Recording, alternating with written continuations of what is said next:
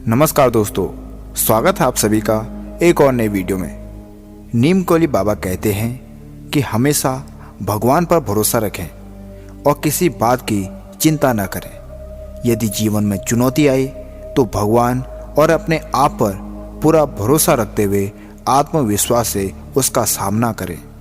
भगवान आपकी मदद जरूर करेगा और आपकी जीत जरूर होगी।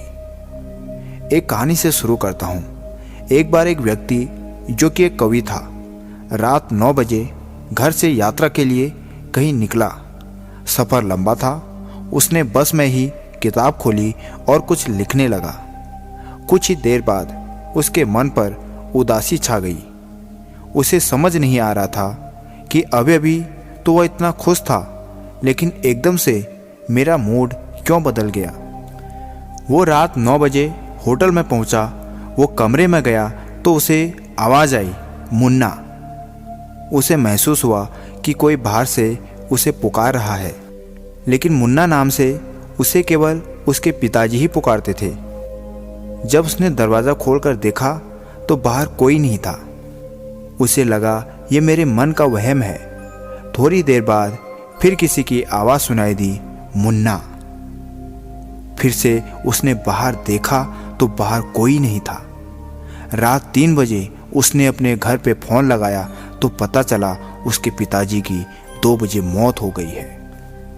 आप में से बहुत से लोगों को ये बात साधारण लग सकती है, लेकिन ये बात कुदरत के और हमारे अंदर मौजूद अवचेतन मन के रहस्य से जुड़ी हुई है। हमारे दिमाग की एक ऐसी स्थिति होती है, अगर हम वहाँ तक पहुँच जाए तो हम अपने जीवन में घटने वाली घटनाओं को पहले से ही देख सकते हैं।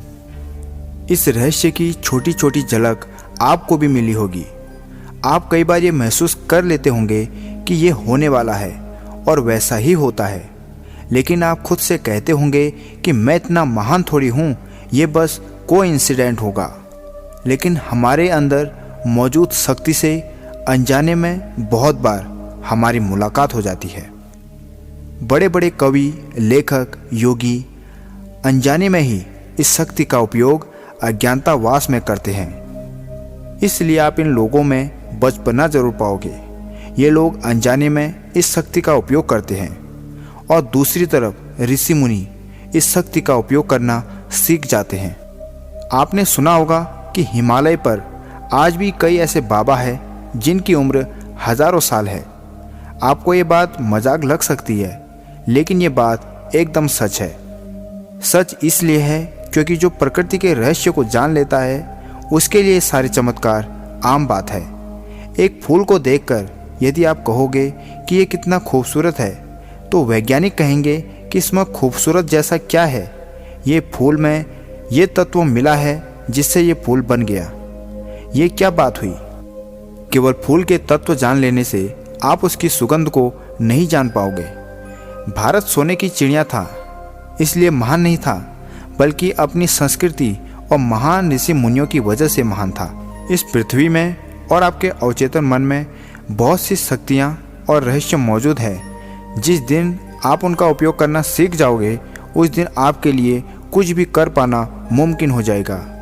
अपने अंदर उस शक्ति को ढूंढो, मौन हो जाओ। मौन की अवस्था में ही हमें उन शक्तियों की झलकें मिलनी शुरू हो सकती हैं। आप ये समझ लो, आप जिस भगवान को मानते हो, आप भी उन्हीं तत्वों से मिलकर बने हो, और उन्हीं भगवान का हिस्सा हमारे अंदर मौजूद है। यदि भगवान का हिस्सा हमारे अंदर मौजूद है तो हम कितने ताकतवर हैं, सोचो जरा।